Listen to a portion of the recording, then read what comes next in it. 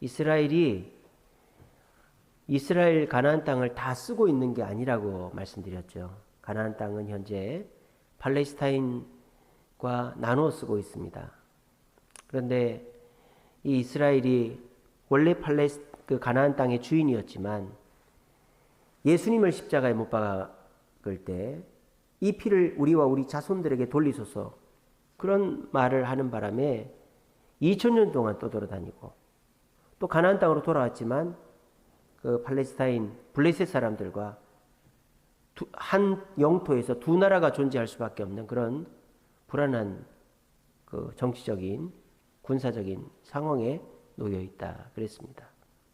이것이 뭐 때문이다? 예수님을 메시아로 인정하지 않기 때문이다.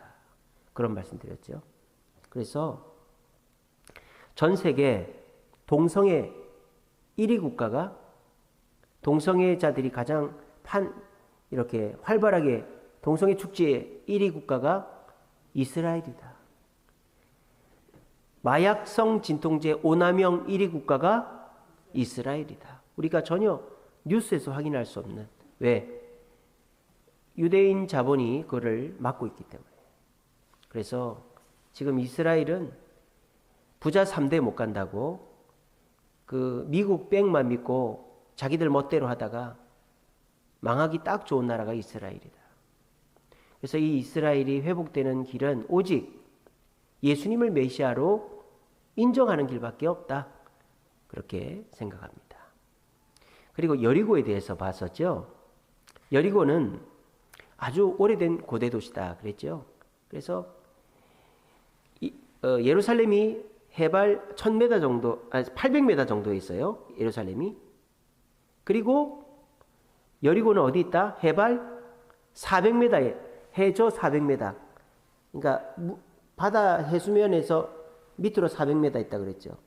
그러니까 예루살렘에서 여리고까지는 1200m의 높이 차이가 있다 그랬죠. 그래서 예루살렘에서 여리고로는 내려가는 것이다. 그럼 여리고는 어떤 곳이냐? 휴양지다 그랬죠. 그래서 산소도 많고 물도 많고 그래서 그 휴양지니까 강도도 많고 또 소매치기도 많고 뭐 그런 곳이다 그랬습니다.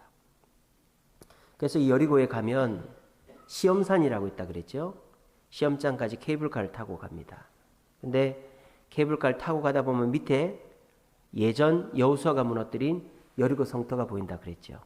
시험산에 가면 예수님이 40일 금식기도 하시고 사탄에게 시험 받으신 곳이 나오는데 거기에 그리스 정교회가 하나 세워져 있다 그랬습니다. 여리고의 유명한 거 첫째는 엘리사의 샘. 물이 지금도 여리고 사람들이 식수원으로 쓰고 있는 엘리사의 샘. 엘리사가 소금을 뿌려서 물을 정화했던 엘리사의 샘이 있고 삭개오가 예수님을 보기 위해 올라갔던 돌 무화과 나무. 그래서 옛날에 뽕나무라 그랬죠. 돌 무화과 나무가 있고 그리고 여리고에 또 뭐가 있을까요? 그 세례터가 있다고 그랬죠. 세례요한이 세례 베푼 세례터가 있고 뭐 그런 것들이 여리고에서 유명한 것들입니다. 또 이 여리고에는 예전부터 이 대추 야자, 뭐 오렌지, 포도 이런 것들 많이 재배했는데 이 대추 야자를 말려가지고 꿀에 절여서 그렇게 많이들 먹었다. 그래서 대추 야자가 여리고 가면 기념품이에요. 뭐 그런 얘기들을 해드렸습니다. 그리고 제가 여리고 하면서 성경적으로 교훈을 얻은 것이 뭡니까? 우리가 선행이라는 게 뭔가? 선한 사마리아인 이야기로 말씀드렸죠. 선행은 사람을 가려가면서 내가 여유 있을 때 내가 칭찬받으려고 하는 게 아니라 그랬죠.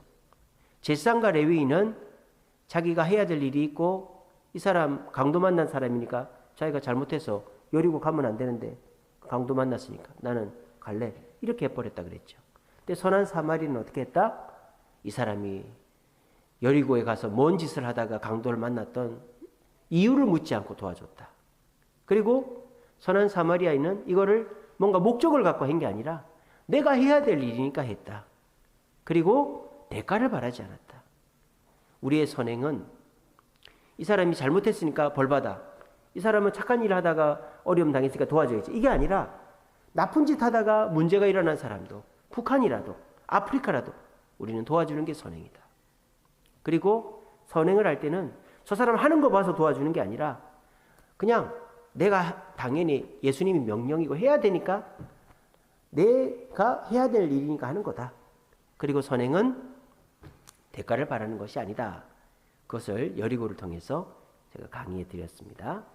우리가 이제 이 전전 시간에는 벳산 국경을 통해서 이제 딱 들어와 가지고 우리가 어디를 봤습니까? 마사다를 보고 그 다음에 엔게디 계곡을 봤고 그 다음에 쿰란 동굴을 보고 사해바다를 봤죠. 그 다음에 우리가 팔레스타인 자치구에 대해서 듣고 여리고에 대해서 봤죠. 이제 오늘은 이제 또 다른 도시 헤브론과 베들레헴에 대해서 살펴보도록 합시다. 방송실 PPT 넘겨주세요. 자, 우리 지난주에도 저 지도를 봤었죠. 초록색으로 표시되어 있는 저 부분이 팔레스타인 자치구입니다. 팔레스타인이 성경에 뭐라고 그랬죠? 제가 블레셋이라고 그랬죠. 블레셋을 저를 찍어서 우리 성지순례 카톡 단톡방에 올려주세요. 그래서 블레셋 사람들이 원래 저 가자 지구에 살았죠. 이쪽 가자. 근데 이스라엘 사람들이 로마에 의해서 멸망당하고 전 세계에 흩어지면서 그리고 로마의 황제가 유대인들이 자꾸 반란을 일으키니까 저 가나안 땅에서 유대인들을 다 쫓아내버렸어요. 그래서 일부를 제외하고는 유대인들은 가나안 땅에 살 수 없었어요. 그래서 저 가나안 땅을 누가 차지한다? 블레셋 사람들이 차지했다. 그래서 저 땅의 이름도 로마 황제가 바꿔버렸어요. 팔레스티나로 바꿔버렸어요. 팔레스타인 사람들의 땅이다. 그래서 팔레스티나로 바꿔버렸어요. 그래서 2000년 동안 저 땅은 팔레스티나, 블레셋 사람들의 땅이 되었던 것입니다. 근데 이 유대인들이 전 세계에 흩어져 살면서 고리대금업을 해서 돈을 모았다 그랬죠. 그래서 영국이 1차 세계대전 때 영국을 도와줘가지고 영국한테 약속을 받아내죠. 너희들 가나안 땅 너희들 돌아갈 수 있게 해줄게. 그래서 유대인들이 영국의 도움으로 저 팔레스타인 땅에 팔레스티나에 정착존을 만듭니다. 그리고 1948년도에 나라를 선포해버리죠. 그러니까 당연히 아랍 국가들이 전쟁을 걸어오죠. 1949년도에 1차 중동전쟁이 벌어지죠. 그때 이스라엘이 이기죠. 그래서 이 팔레스타인 900만 명인가 졸지의 난민이 되고 팔레스타인 영토의 80%를 이스라엘 사람들에게 뺏겨버립니다. 근데 이제 어찌저찌 해서 팔레스타인 사람들이 저 가자 지구하고 웨스트 뱅크라고 써있죠. 영어로. 저 지역은 서안 지역이라고 합니다. 저 웨스트 뱅크, 저 지역을 이제 자기들 땅으로 받았죠. 그리고 2004년도인가요? 그때 나라로 인정도 받았어요. 근데 여전히 팔레스타인 사람들은 차별받고 있다 그랬죠. 여러분 저 팔레스타인 땅에 빨간색으로 되어 있죠. 빨간색으로. 보이십니까? 테두리가 빨간색으로 되어 있죠. 저게 뭔지 아세요? 저게 장벽입니다. 제가 지난 시간에 보여드렸죠. 저게 팔레스타인 사람들이 이스라엘 땅으로 못 넘어오게끔 장벽을 쳐놓은 거예요. 근데 이제 이쪽에 배꼽처럼 들어가 있는데 보면 제루살렘이라고 써있죠. 그죠? 저 예루살렘은 유대인, 이슬람인, 정교회 세 나라가 분할 통치하고 있습니다. 그리고 예루살렘 밑에 보시면 영어로 베들레헴이라고 써있죠. 베들레헴 밑에 보시면 헤브론이라고 써있죠. 그 다음에 예루살렘에서 저 요단강 쪽으로 보시면 제리코라고 여리고라고 써있죠. 그래서 우리가 성지순례를 가야 되는 여리고, 베들레헴, 헤브론이 다 팔레스타인 자치구 서안 지역에 웨스트뱅크 지역에 소속이 되어 있습니다. 근데 제가 말씀드리기를 여리고 갈 때는 성벽이 안 보인다 그랬죠. 그 전에 통과해서 가기 때문이에요. 여리고에는 성벽이 없어요. 왜? 여리고는 아예 팔레스타인 사람이니까. 근데 베들레헴을 갈 때는 성벽이 보입니다. 왜? 베들레헴은 성벽 바로 옆이거든요. 그래서 여러분들이 성지순례 가시면 버스 타고 베들레헴 들어갈 때 검문소가 있습니다. 그 이스라엘 군인들이 타가지고 여러분들 여권 다 검사하고 이스라엘 사람은 베들레헴에 못 들어갑니다. 그리고 저 베들레헴에는 이 아랍인들이랑 우리 성지 순례객들은 들어갈 수 있습니다. 그리고 저 밑에 보시면 헤브론이라고 있죠. 저 헤브론 우리가 못 갑니다. 아니 목사님 베들레헴은 가면서 헤브론은 왜 못 가요? 왜 못 갈까요? 엄청 위험한 곳이기 때문입니다. 헤브론이 왜 위험하냐? 지금부터 설명을 드리겠습니다. 제가 오늘 강의 준비하면서 제가 지금까지는 우리가 가는 곳만 설명을 했어요.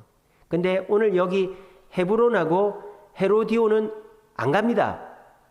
아니 못 갑니다. 저기는 위험해서. 그래서 근데 저거를 건너뛸까 하다가 그래도 설명을 드려야 돼요. 왜냐하면 저기가 성경적으로도 굉장히 중요하고 유대인들에게도 중요한 곳이기 때문입니다. 자, 헤브론은요. 저 지도로 보시면은 예루살렘에서 남쪽으로 30km 떨어져 있죠. 뭐 차 타고 오면은 금방 와요. 근데 저 헤브론은 1000m예요. 높이가. 그러니까 헤브론이 제일 높아요. 그 다음 높은 데가 베들레헴이에요. 그 다음이 예루살렘이에요. 아시겠죠? 그래서 헤브론은 산지입니다. 갈렙이 여호수아한테 헤브론 산지를 나한테 달라고 그랬잖아요. 헤브론은 1000m 고원입니다. 그런데 저기는 물이 나요. 그래서 저기서 포도를 키워요. 그래서 여러분 12정탐꾼이 가나안 땅을 정탐하고 돌아올 때 포도를 어깨에 메고 오잖아요.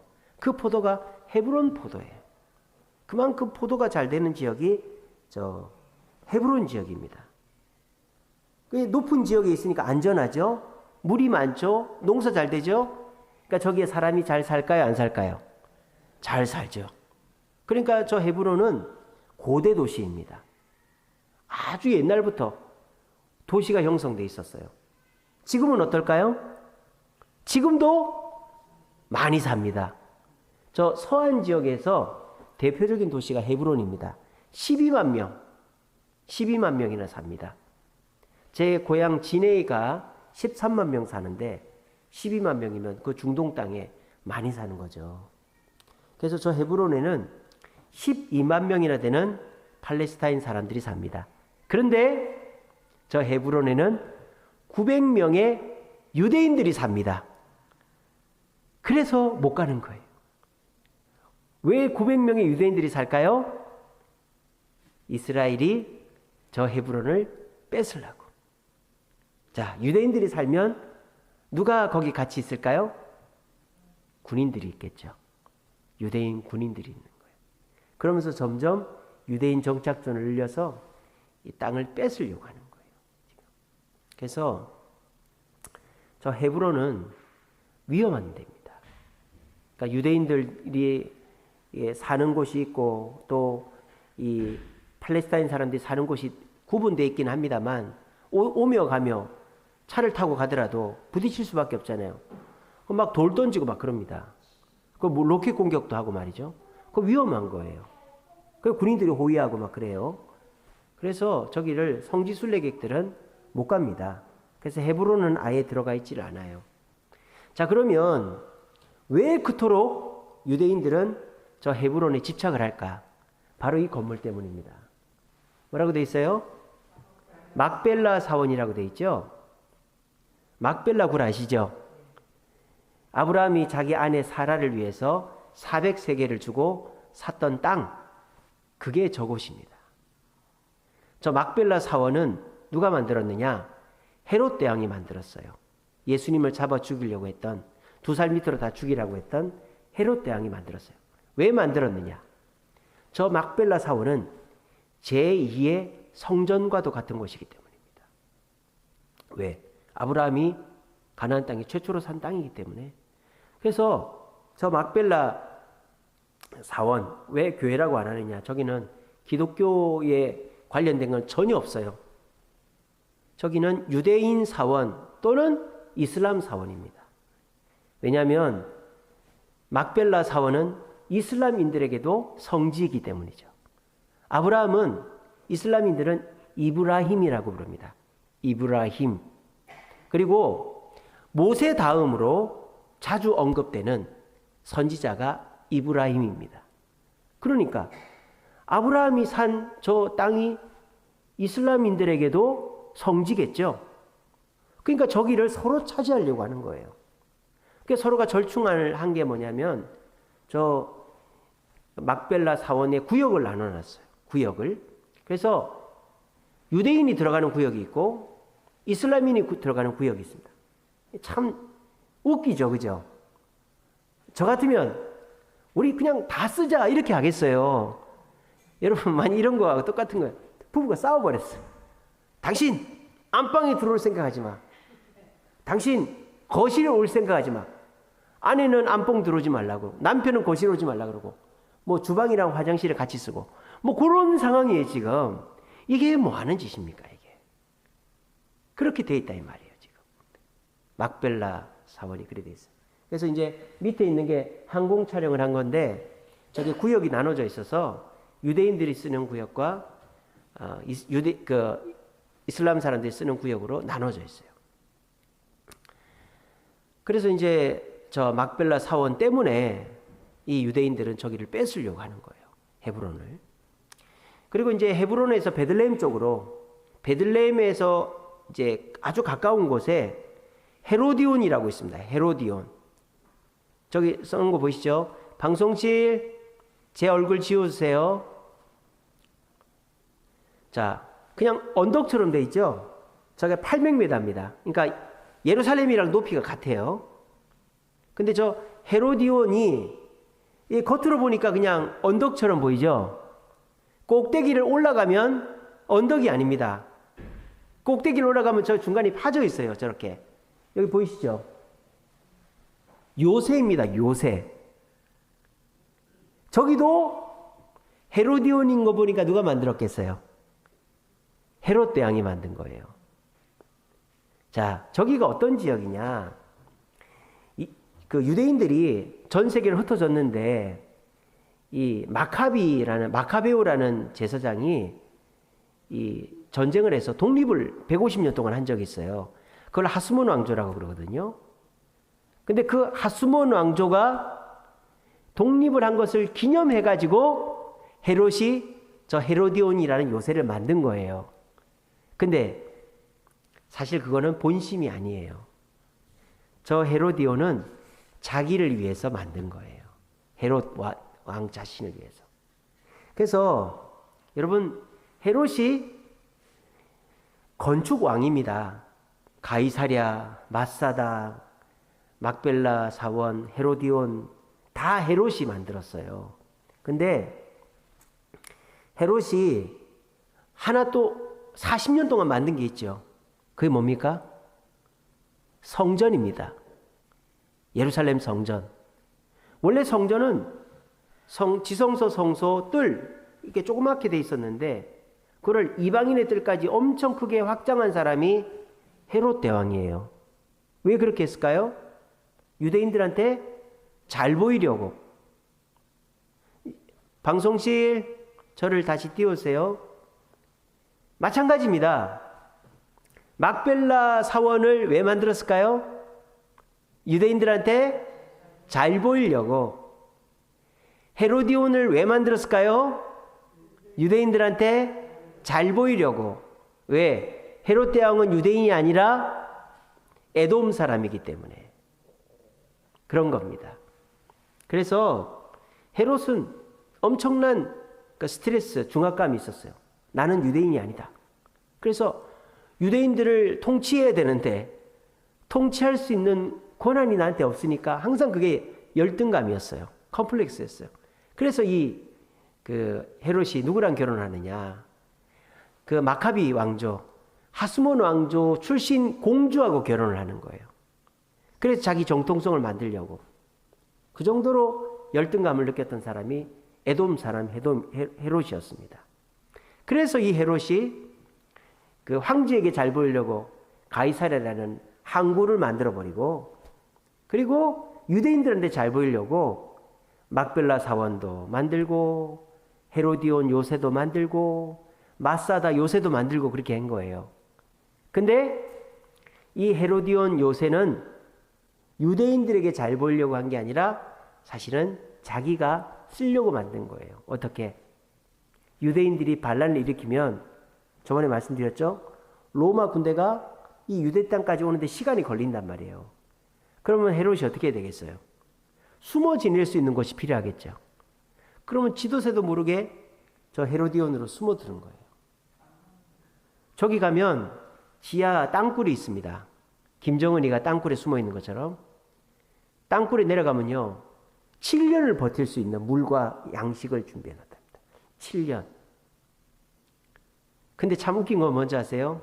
마사다도 이 헤롯 대왕이 도망가려고 또는 휴양지로 만들어 놨고, 헤로디온도 이 헤롯 대왕이 궁전으로 또 숨으려고 이 망대를 4개나 세워놨어요.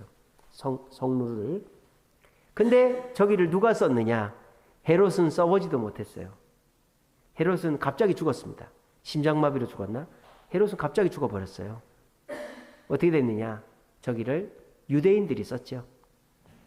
마사다도 로마의 최후 항전을 했던 곳이 마사다죠. 제가 지난번에 설명드렸었죠. 저 헤로디온도 마찬가지입니다. 유대인들이 저기 숨어가지고 로마의 최후 항전을 했던 거예요. 그래서 저기 가보면요, 이 로마 군인들이 막 이렇게 산으로 올라올 거 아닙니까? 그러면 큰 돌을 굴린 그 돌들을 모아놨어요. 그래서 헤롯이 쓰려고 만들었는데 결국 유대인들이 썼던 곳이 마사다와 헤로디온이다. 그러니까 사람이 계획한 대로 다 되는 게 아니다라는 거예요. 그래서 저 헤로디온은 마사다와 비교할 만한 유대인들의 정신교육 장소입니다. 우리나라로 말하면 독립기념관 같은 곳이죠. 그래서 유대인들이 마사다에 올라가서 또 헤로디온에 올라가서 또 예루살렘에 있는 야드바셴 유대인 600만 학살 기념관에 가서 정신교육을 하는 거예요. 그래서 그런 곳이 저 헤로디온입니다. 헤로디온 우리 안 갑니다. 예, 그래서 제가 헤브론과 헤로디온 안 가지만 설명을 드리는 것이 유익하겠다 싶어서 설명을 드려봅니다. 자, 우리 같이 읽어봅시다. 시작. 마므레 앞 막벨라에 있는 에브론의 밭, 곧 그 밭과 거기에 속한 굴과 그 밭과 그 주위에 몰린 모든 나무가 성문에 들어온 모든 헷 족속이 보는 데서 아브라함의 소유로 확정된지라. 그 후에 아브라함이 그 아내 사라를 가나안 땅 마므레 앞 막벨라 밭 굴의 장사였더라. 마므레는 곧 헤브론이라.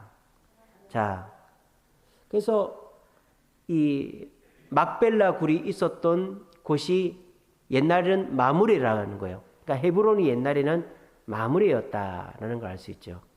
그래서 저 헤브론을 제가 아까 말씀드렸죠. 유대인들도 차지하려고 하고 이슬람인들도 차지하려고 했던 이유가 뭐냐? 저기는 너무 대단한 곳이기 때문이에요. 부부가 묻힌 곳이죠. 저기는 사람만 묻힌 곳이 아니죠. 아브라함과 사라가 묻혔죠. 저기 아브라함의 아들이 누구예요? 이삭 아닙니까? 이삭의 부인이 누구예요? 리브가 아닙니까? 이삭과 리브가가 묻힌 곳이에요. 자, 이삭의 아들이 둘이가 있죠. 누굽니까? 에서와 야곱이 있죠. 에서는 이방인과 결혼해서 나가버렸죠. 에돔 족속을 이뤘죠. 그 에돔 족속의 후손이 누구예요? 헤롯이죠. 자, 그러면 야곱이 이제 아브라함의 대를 이었는데 이 야곱은 부인이 몇 명이 있었어요? 4명이 있었죠. 근데 야곱이 제일 사랑한 부인이 누구였죠? 라헬이었죠. 근데 저기에 야곱과 함께 묻힌 부인은 레아입니다. 레아. 그러니까 야곱의 사랑을 받은 사람은 라헬이었지만 이 야곱이 나의 본처로 인정한 여자는 레아였다라는 것입니다. 아시겠죠? 그래서 보세요. 아브라함과 사라, 이삭과 리브가 야곱과 레아가 묻힌 곳이니까 얼마나 중요한 곳이겠어요. 그러니까 유대인들도 그렇고 이슬람인들도 그렇고 저기를 차지하려고 발버둥을 치는 거예요. 근데 그게 아무 덧없는 짓이다라는 거예요. 왜냐? 누가복음 17장 20절 21절 읽어봅니다. 시작.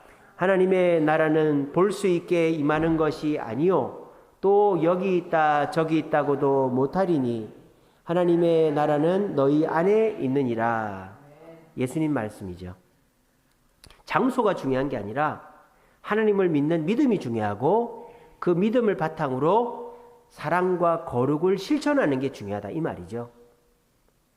그러니까 어떤 장소를 내가 소유하는 것이 중요한 게 아니라 그 장소가 가지는 의미를 발견하고 실천하는 것이 중요하다라는 것입니다.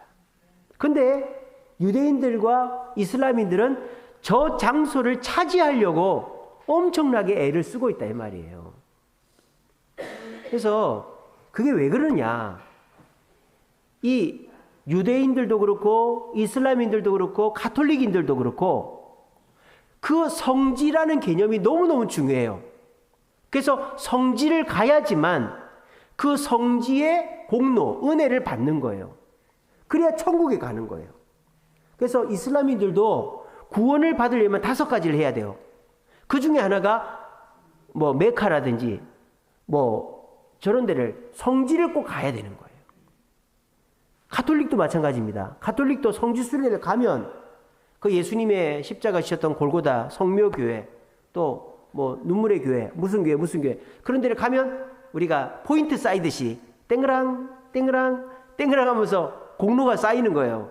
그래 천국에 갈 수 있게 된다 이 말이에요. 유대교도 마찬가지고. 그러니까 거룩한 장소가 정해져 있고 그 장소를 내가 가서 그 장소에서 내가 그 공로를 받아야만 천국에 간다라는 게 유대교와 가톨릭과 이슬람의 공통된 의식이다. 그러니까 그 장소를 내가 차지하려고 내가 다 차지를 못하면 나눠서라도 차지하려고 하는 게 저 헤브론이다. 그 결과는 뭐다? 분쟁이다. 들어갈 수가 없다라는 것입니다. 여러분 이게 옳은 모습입니까? 참 어리석은 모습이죠. 저기를 누가 차지하든지 뭔 상관이에요. 저기에 갈 수만 있으면 되지. 근데 우리는 못 가요. 왜? 유대인들과 이슬람인들이 싸우고 있기 때문에. 그래서 우리 기독교 이제 좀 이렇게 깨어 있는 분들은 성지순례라는 말을 안 씁니다. 뭐라고 합니까? 기독교 유적 탐방이라고 합니다. 성지는 없어요. 이 세상에 홀리랜드는 없어요. 거룩한 땅은 없어요. 그냥 예수님이 지내셨던 곳, 또 성경에 나오는 지역을 둘러보는 거죠. 그래서 우리는 기독교 유적 탐방이라고 하는데, 근데 이제 모든 사람이 성지순례라는 개념으로 알고 있기 때문에 저도 성지순례다 그렇게 하는 거예요. 뭐 또 비슷한 게 성전이라는 거. 성전이 있습니까 없습니까? 없죠. 예배당이 있을 뿐이죠. 우리 주세움 교회 예배당만 있을 뿐이에요. 그래서 우리가 예배당 짓는다, 예배당 간다 하는데 우리가 통상적으로 성전이란 성전 건축 이렇게 하기도 하죠. 그래서 우리가 저 헤브론 갈 수 없습니다. 헤로디온은 갈 수는 있지만 가지는 않습니다. 마사다를 가봤기 때문에 마사다나 저기나 별반 차이가 없어요. 근데 여러분들이 헤브론을 갈 수는 없지만 저기를 생각하실 때 어떤 생각을 하셔야 되냐. 참 인간이 어리석다. 그 장소를 내가 꼭 차지해야 되냐. 그걸 차지해서 나한테 좋은 게 뭐가 있냐. 그거 차지하려고 서로 싸우고 죽이고 하는 게 뭔 의미가 있냐. 우리가 그 장소에 가볼 수 있고 거기에서 내가 느끼고 깨닫고 오늘 내 신앙에 도움이 되면 그거로 족한 거지. 그 장소를 내가 꼭 소유해야 되나? 이런 생각을 하시면 된다라는 것입니다. 이것이 우리 신앙에도 마찬가지죠. 내가 꼭 돈을 많이 소유해야 되나? 내가 집을 많이 소유해야 되나? 내가 권력을 소유해야 되나? 지식을, 책을 많이 소유해야 되나? 어차피 내가 천국에 가져갈 수가 없는데 내가 남한테 베풀고 자식들을 가르치고 먹고 자고 하는데 쓸 만큼 돈이 있으면 되고 내가 나갈 직장이 있으면 되고 내가 등 붙일 집 있으면 되고 내가 남한테 부끄럽지 않을 정도의 명예가 있으면 되지, 내가 꼭 많은 것을 소유해서 그거를 과시해야 될 필요가 있나, 이런 생각을 우리가 해야 된다는 것입니다. 어차피 우리는 천국에 가져가지를 못하거든요. 제가 지난 주일 설교할 때 우리가 천국에 가져갈 수 있는 것이 뭐라고 그랬습니까? 추억이라 그랬죠. 추억. 우리가 천국에 갈 때 아무것도 못 갖고 가요. 근데 우리가 천국 가면 남편도 알아보고 아내도 알아보고 자식도 다 알아봅니다. 부모 형제 다 알아봅니다. 그러면 우리가 이 땅에서 그 부모 형제 우리가 서로 나눴던 추억들을 가지고 가는 거예요. 그리고 우리가 천국에서 가장 큰 추억이 뭐예요? 이 땅에서 성부, 성자, 성령 하나님과 나눴던 그 추억을 천국 가서 물어보는 거죠. 하나님 그때 저 도와주신 거 맞죠? 예수님 그때 저 도와주신 거 맞죠? 그게 뭐예요? 우리가 천국에 가져가는 건 추억이다 이 말이에요. 마찬가지로 우리가 너무 이 땅에서 뭔가를 소유하려고 집착하다 보면 본질을 놓치게 되어 있다. 그 대표적인 아픔의 장소가 헤브론이다. 저 헤브론을 차지하려고 이미 국제적으로 저 서한 지역은 팔레스타인 땅이라고 했는데 유대인들은 불법적으로 거기다 유대인들을 몰아넣고 그 명목으로 군대를 파견하고 지금도 그렇게 다투고 있는 거예요. 왜? 저 제2의 성전이라고 불리는 저 막벨라 사원을 차지하려고. 우리가 저런 어리석은 모습을 우리가 참 그렇게 하면 안 되겠다 하는 교훈을 받아야 되는 것입니다. 참 우리가 막 죽도록 미워할 사람도 없고요. 내가 죽도록 가져야 될 것도 없는 거예요. 다 덧없는 거예요. 사람도요. 내가 좋아하는 사람이나 미워하는 사람 종이 한 장 차이고요. 돈이 많고 적은 것도 종이 한 장 차이예요. 돈 벌 때는 힘든데 나갈 때는 한순간에 나갑니다. 사람도 어제까지는 좋았는데 오늘 미워지는 사람이 있어요.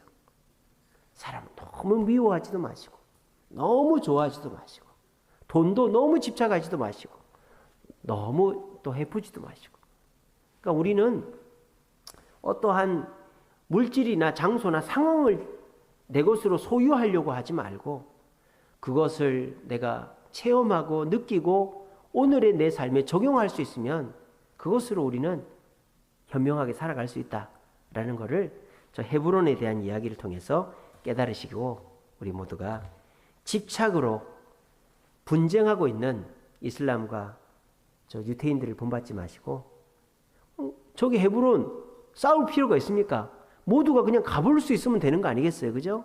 그렇게 우리 모두가 공존할 수 있는 길을 택할 수 있는 저와 여러분 되시기를 간절히 바랍니다. 자, 그다음요. 자, 이제 헤브론에서 위쪽으로 가면 베들레헴이 나옵니다. 여기 지도를 보시면 헤브론은 예루살렘에서 30km 떨어져 있죠. 그리고 위로 좀 올라가면 베들레헴이 있죠. 자, 예루살렘에서 베들레헴까지 차로 10분입니다. 5km밖에 안 돼요. 근데 그 중간에 뭐가 있어요? 빨간색으로 뭐가 있어요? 장벽이 있죠. 장벽이 있죠. 그죠? 그래서 예루살렘에서 베들레헴까지 오는 거는 금방인데 검문소에서 시간 다 보내요.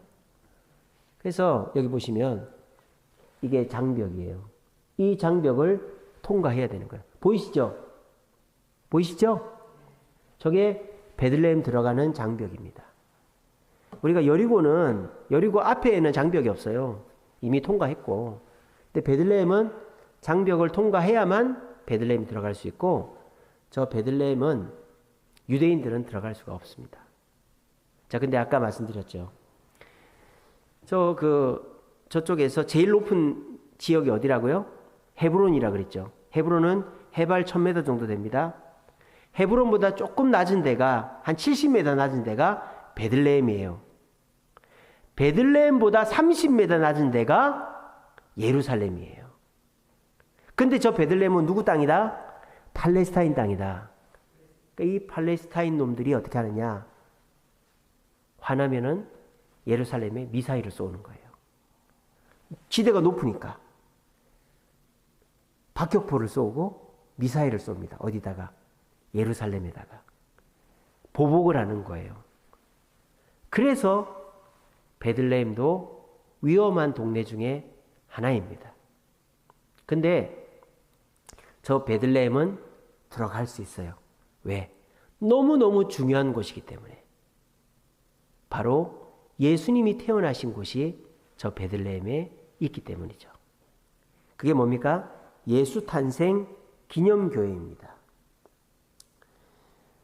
자, 베들레헴 뜻이 뭐죠? 그렇죠. 벳이라는 건 집이라는 뜻이죠. 벳. 레헴은 빵이라는 뜻입니다. 빵. 그래서 떡집, 빵집 이런 뜻이 베들레헴입니다. 근데 아랍인들은 고깃집이라고 그래요. 푸주간.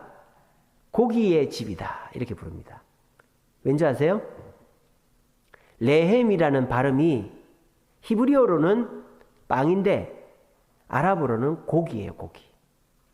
그래서 저 베들레헴은 빵집이라고 유대인들은 부르고 아랍인들은 고깃집이라고 부릅니다. 그리고 이제 아까 헤브론도 굉장히 유명했죠. 그죠? 헤브론은 제가 설명 안 했구나. 헤브론은 성경에 어떻게 나옵니까? 아브라함과 롯이 땅을 선택할 때 롯은 소돔을 선택하고 아브라함은 헤브론을 선택했죠. 그리고 이삭이 출생할 때 아브라함이 이삭의 출생에 대한 예언을 들을 때 아브라함이 그 상수리 나무 밑에 있었다 그랬어요. 이 헤브론에. 그게 아직도 있습니다. 헤브론에 가면 아주 오래된 상수리 나무가 있고요. 그 다음에 사라를 장례했던 막벨라 굴이 헤브론에 있고, 아까 말씀드린 12정탐꾼이 포도송이를 갖고 온 게 헤브론이고, 여호수아가 가나안 땅을 점령한 이후에 갈렙이 먼저 나서서 헤브론 산지를 나한테 달라고 그랬고, 그리고 이제 다윗이 사울을 피해 13년 동안 도망다니다가 사울이 죽자 7년 반 동안 왕을 한 곳이 헤브론입니다. 그래서 저 헤브론은 이제 그런 역사적인 성경적인 배경이 있어요. 자, 그만큼이나 베들레헴도 방송실 PPT 해주세요. 베들레헴도 역사적으로 중요한 곳입니다. 그래서 다시 띄우세요. 저 베들레헴은 됐습니다. 그 야곱이 사랑한 부인이 라헬이죠. 그 라헬이 길 가다가 애를 낳아요. 그 애가 막내죠. 베냐민이라는 막내입니다. 그래서 그 베냐민이라는 아이를 낳으면서 라헬이 죽죠. 그래서 이 애 이름을 베논이라고 지었잖아요. 슬픔의 아들이라고. 근데 그거를 야곱이 바꿔주죠. 베냐민으로. 오른손의 아들이라는 이름을 바꿔주죠. 그리고 이 라헬을 묻었던 것이 베들레헴입니다. 그리고 나오미의 고향이 베들레헴이죠. 나오미가 살던 집이. 나오미가 자기 남편하고 엘리멜렉하고 살다가 이 베들레헴에 있는 땅하고 집을 팔고 모압 땅으로 갔다가 다시 돌아왔죠. 그래서 나오미와 롯이 살았던 곳, 또 보아스가 살았던 곳이 베들레헴입니다. 그리고 이 보아스와 룻 사이에서 오벳이 나오고, 오벳의 4대 손인가가 다윗이죠. 다윗의 고향이 베들레헴입니다. 그리고 다윗의 후손이 누굽니까? 예수님의 아버지 요셉의 고향이 베들레헴입니다. 요셉이 베들레헴 출신인데 저 갈릴리 나사렛에서 살았던 거죠. 그래서 로마 황제가 호적 신고하라니까 그 베들레헴, 그 갈릴리에서 베들레헴까지 와서 호적 신고하는 거예요. 지금도 그렇게 하는 나라가 있다 그랬죠. 어느 나라? 일본. 일본 그렇게 한다 그랬잖아요. 우리나라는 등본 어디서 떼요? 아무 동사무소 가서 떼면 되죠. 인터넷으로 뗄 수 있죠. 일본은 저 홋카이도 사는 사람이 자기 고향이 저 도쿄면 도쿄 와서 등본을 떼야 됩니다. 웃기죠, 그죠? 그 왜 그렇게 한다? 인터넷으로 하면 되는데, 할 수 있는데, 일본 정부에서 뭐라 그런다? 인터넷을 못하는 사람이 있으니까 그 사람을 배려해야 돼서 아직 우리는 그렇게 하지 않는다. 이렇게 하고 있는 거예요. 아직도 도장 찍고, 아직도 티켓을 넣어야만 기차를 탈 수 있고, 그런 나라가 일본입니다. 그래서 요셉이 호적 신고하러 나사렛에서 살던 요셉이 이 베들레헴까지 오죠. 그 베들레헴은 구약 성경서부터 신약 성경까지 걸쳐서 아주 유명한 곳이다라는 겁니다. 근데 저 베들레헴이 아까 말씀드린 것처럼 이 팔레스타인과 유대인들의 갈등이 있는 곳인데도 불구하고 우리가 성지순례를 갈 수 있는 이유가 안 가면 안 되기 때문이에요. 저기에 뭐가 있다? 예수 탄생 기념교회가 있기 때문입니다. 제가 왜 기념교회라고 했느냐? 보통 예수 탄생 교회라고 합니다. 확실치가 않아요. 저기다가 교회를 세우게 된 것은 아우구스투스라는 황제가 있죠. 그 사람이 그 로마의 국교를 기독교로 공인한 사람 아닙니까? AD 313년에. 근데 그렇게 하게 된 게 자기 어머니 헬레나의 기도 덕분이거든요. 그래서 이 헬레나가 성지순례를 와요. 근데 성지순례를 와서 교회를 세웁니다. 성묘교회, 또 저 예수기념교회 이런 것들을 세운단 말이에요.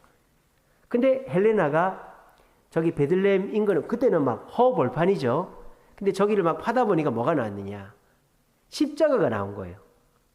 근데 그게 예수님이 지신 십자가 같은 거예요. 그래서 거기다 표시를 해놓고 사람들을 보내서 저기다가 저 예수 탄생 기념교회를 세운 거예요. 근데 그게 꼭 예수님이 저기서 태어났다는 증거는 없죠, 그죠? 그래서 제가 기념교회다 이렇게 해놓은 거예요. 저기 예수 탄생 기념교회에 저기 들어가는 입구가 어떻게 돼 있냐면 여기 조그만 그림 있죠? 보이십니까? 사람이 허리를 숙여서 들어가죠? 근데 원래 저기가 문이 작은 데가 아니에요. 잘 보이실지 모르겠는데 아치형으로 이렇게 문이 커요. 문이 커요. 마차가 들어갈 정도로 컸어요, 문이. 근데 저기를 사람이 허리를 숙여야만 들어갈 수 있는 문으로 줄여놓은 거예요. 왠지 아십니까? 이제 유대인들이 다 쫓겨나고 저기를 이슬람인들이 지배하는데 이 오토만 제국이라는 나라에 이 사람들이 약탈을 하기 시작하는 겁니다. 저기 와가지고. 그래서 저기를 벽돌을 쌓아가지고 문을 줄여놔. 마차가 못 들어오게끔 저렇게 해놓은 거예요.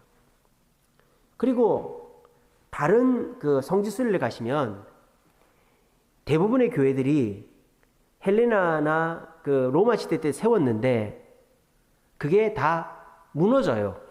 부셔져요. 누구에 의해서? 이슬람인들에 의해서.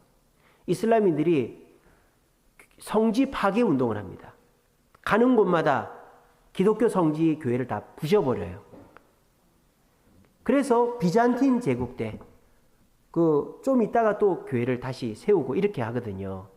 근데 저 성묘교회는 무너진 적이 없어요. 그런 교회, 그런 데가 한 군데 더 있죠. 어디? 시내산 밑에 수도원. 시내산 밑에 그 수도원. 거기도 무너지지 않았다고 제가 그랬죠. 왜? 그 이슬람 왕이 무너뜨리면 안 된다라고 그렇게 했기 때문에 거기도 안 무너졌어요. 그 왜 안 무너졌다? 거기 안에서 뭐가 발견됐다? 신의 사본이 발견됐다 그랬죠. 코덱스, 이렇게 책처럼 보는 코덱스 성경 사본이 발견됐다 그랬죠. 사이 사본은 두루마리 형태. 근데 이 책처럼 펼치는 성경 사본은 신의 사본이 거기서 그러니까 하나님이 거기를 지켜주신 거예요. 아시겠죠? 그 밑에 수도원을. 저기는 어떻게 해서 지켜졌느냐? 이 이슬람 사람들이 와가지고 무너뜨리려고 그랬어요. 저 헬레나가 세운 예수 탄생 교회를. 그래서 막 이렇게 둘러보는데 뭘 봤느냐? 모자이크 벽화를 하나 본 거예요. 근데 모자이크 벽화에 사람이 있는데 그 사람이 입은 옷이 페르시아 사람들의 옷을 입고 있는 거예요. 그 페르시아 사람들이 누굴까요? 맞추시는 분에게 돈 10,000원 천국 가서 드릴게요. 그 페르시아 사람들이 누굴까요? 바로 동방박사들이었던 거예요. 동방박사들은 조로아스터교, 페르시아 조로아스터교의 천문학자들입니다. 그래서 이 페르시아 사람들이 저기를 무너뜨리러 왔는데 둘러보다 보니까 아니 자기 나라 사람들의 옷을 입고 있는 거예요. 그래서 여러분 이런 고고학 발굴하는 거 보면요, 뭐 들고 있는 물건, 수염 길이, 머리 모양, 옷 모양을 통해서 어느 나라 사람인 거를 판별하죠. 그래서 신라 시대 때 신라 사람들이 저 당나라까지 간 거를 알아낸 것이 중간중간에 벽화에 신라 사람들의 옷을 입고 있는 사람이 그려져 있기 때문이죠. 그래서 저 예수탄생교회를 들어가 보니까 모자이크 벽화가 있는데 그 벽화에 페르시아 사람들의 옷을 입고 있는 사람이 있는 거예요. 그래서 이 페르시아 이슬람인들이 여기 무너뜨리지 마라 이렇게 된 거예요. 그래서 여러분들이 저 예수탄생교회를 가보시면 굉장히 낡았습니다. 저 기둥들 보이시죠? 굉장히 때가 많이 타 보이죠? 저게 원래 붉은 기둥이에요. 붉은 대리석 기둥이에요. 근데 저게 2000년 넘게 저렇게 있다 보니까 2000년 가까이 있다 보니까 저렇게 막 때가 타 있는 거예요. 저기 있는 기둥이 총 40개입니다. 10개씩 4줄로 10개, 10개, 10개, 10개 40개 기둥이 쫙 있고요. 저기도 구역이 나눠져 있어요. 그리스 정교회 구역, 아르메니아 정교회 구역, 천주교 구역 나눠놨어요. 다 땅이 뭔가 우리한테 공로를 준다라는 그런 잘못된 생각을 갖고 있는 그 사람들이 저기도 그렇게 나눠서 쓰고 있습니다. 그래서 이제 저 바닥에 보면 콘스탄티누스, 누굽니까? 저기 헬레나의 아들 아우구스투스 황제 때에 세웠던 교회의 바닥이 아직도 나와 있어요. 제가 가보시면 봅니다. 그리고 저기를 들어가면 조금 이렇게 반지하처럼 내려가요. 내려가면 이 그림 있죠? 이게 바로 예수님의 말구유가 있었다라고 말하는 곳이에요. 그래서 저희가 사진 찍고 막 그렇게 하는데, 그래서 저기가 그렇게 이제 돼 있고 내려가서 보고 일로 올라오는 그런 구조입니다. 그래서 저 예수탄생교회 때문에 저기가 위험한 지역이지만 그 안전관리를 합니다. 왠지 아세요? 베들레헴은 너무 작은 동네예요. 먹고 살 수가 없어요. 베들레헴은. 헤브론은 12만 명이 사는 큰 도시입니다. 고대에서부터. 근데 저 헤브론은, 저 베들레헴은 몇 명 안 사는 작은 도시예요. 그러면 저 베들레헴 사람들은 어떻게 사는지 아세요? 관광 수익으로 삽니다. 그 관광 수익이 누구 관광 수익일까요? 예수님은 이슬람에서 선지자로 인정을 하기도 합니다만은 이슬람에서 인정하지 않죠. 오직 누가 가요? 기독교인들만 가는 거예요. 천주교, 정교회, 개신교, 베들레헴의 주 수입원은 관광 수익입니다. 그러니까 베들레헴 사람들도 목구멍이 포도청이라고 저기서는 성지 순례객들을 공격하지 않는 거예요. 왜? 그럼 자기들 굶어 죽으니까. 그래서 저 베들레헴은 유대인들도 공격하지 않고 아랍인들도 공격하지 않고 그렇게 해서 그냥 서로가 안전지대로 만들어 놓는 거예요. 왜? 성지 순례객들이 와야 돈을 쓰니까. 그런 동네입니다. 그리고 이제 저 베들레헴 옆에 제가 뭐라고 했습니까? 목자들의 들판이라고 해놨죠. 저건 베들레헴 외곽입니다. 방송실 제 사진 지워주세요. 이쪽에 도로가 쭉 있죠. 저기가 옛날에는 집이 없었어요. 그리고 저 도로가 뭐냐? 목자들이 저 도로로 오면서 집이 옛날에도 있었겠네요. 옛날 집들 저 도로로 쭉 내려오면서 사람들 하면서 예수님이 메시아가 태어났어요. 우리 그걸 뭐라 그럽니까? 성탄 이브에 하는 새벽송이라고 하죠. 새벽송을 했던 길이 저 길이에요. 저 중간길. 저 중간길을 쭉 올라가면 저 교회가 있는 거예요. 저게 목자들의 교회입니다. 목자들판 교회입니다. 자, 그래서 저기 목자들이 그 양을 치면서 밤을 보내잖아요. 그러면 춥잖아요. 그러니까 굴에 들어가서 생활했단 말이에요. 굴에. 근데 그 굴 위에다가 저 교회를 세운 겁니다. 근데 저게 몇 번 무너졌어요. 근데 저거를 캐나다에 있는 천주교인들이 세웠어요. 그래서 이쪽 보시면 저게 교회 같지 않죠? 그 위에가 동그랗죠? 교회는 저렇게 안 짓죠? 뾰족하게 짓죠? 저게 베두인족, 그러니까 목자들, 들판에서 생활하는 베두인족의 천막을 형상화한 교회예요. 그리고 이 빨간색 아치는 입구예요, 입구. 그리고 그 안에 들어가면 이런 들판에 양치는 목자들에게 천사가 나타난 벽화가 있어요. 저기 우리 안 갑니다. 왜 안 갈까요? 천주교인들이 세운 곳이기 때문입니다. 그래서 저기는 안 가요. 그래서 어떻게 하느냐? 멀리서 보기만 합니다. 우리 일정표에 있기는 해요. 멀리서 보는 걸로 그렇게 되어 있습니다. 그래서 베들레헴은 저렇게 헤브론과 같이 팔레스타인 자치구로 위험한 곳이지만 이 성지순례객을 안 받으면 살아갈 수가 없는 곳이기 때문에 안전을 보장해 주는 곳이다. 그리고 베들레헴 근처에 목자들판 교회가 있다. 그렇게 보시면 됩니다. 자, 우리 저거 읽고 마치겠습니다. 베들레헴 에브라다야, 너는 유다 족속 중에 작을지라도 이스라엘을 다스릴 자가 내게서 내게로 나올 것이라. 자, 여기 보세요. 베들레헴 에브라다야. 그러니까 에브라다는 베들레헴에 아마 들어온 그 지파나 족속을 말하는, 가족을 말하는 것 같아요. 근데 그들은 어떻다? 작다라고 그랬죠. 베들레헴도 작은 동네고 에브라다라는 가족도 작은 가족이에요. 근데 거기에서 누가 나신다?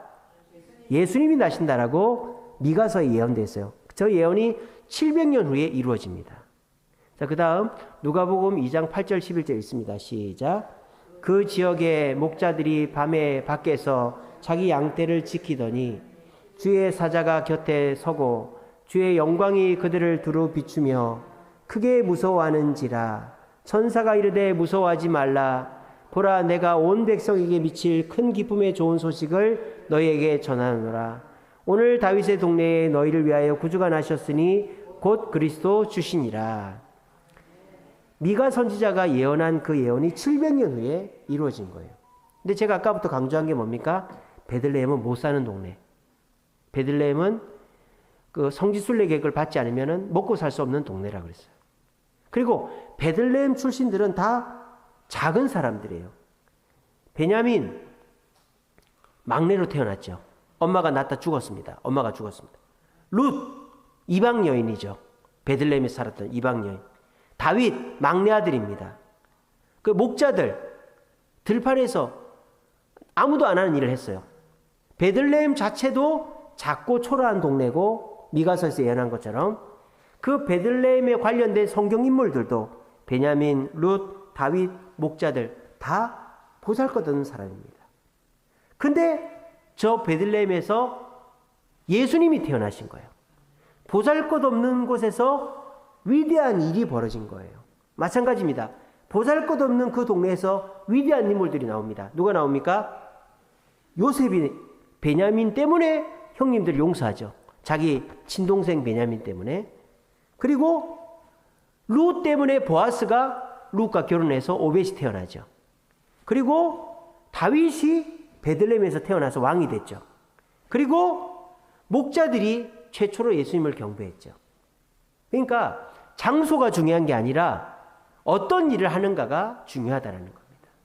우리들도 마찬가지입니다. 여기서 금수저 없습니다. 권력이 높은 사람 없습니다. 대단히 많이 배운 사람 없습니다.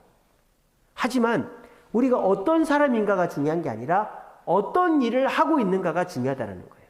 우리가 주님의 말씀처럼 남을 돕고 예배 드리고 지금 이 시간 어디 가서 놀지 않고 수요 기도회 드리고 전도하고 주님이 기뻐한 일을 하면 여러분들은 베들레헴과 같이 작은 지역이지만 메시아가 태어난 것 같은 놀라운 축복과 영광을 누리는 사람이 될 수 있다는 것입니다. 아시겠죠? 그래서 나는 비록 초라하고 부족하지만 주님의 일을 할 때 주님이 금수저 되시니까 나도 금수저가 될 수 있다. 이 사실을 기억하시면서 우리 모두 베들레헴같이 초라한 우리지만 주님과 함께 주님의 일을 하면 나는 큰 일을 할 수 있고 인정받을 수 있음을 기억하시면서 우리가 이 교훈을 가슴에 새기시기를 간절히 바랍니다. 기도하겠습니다.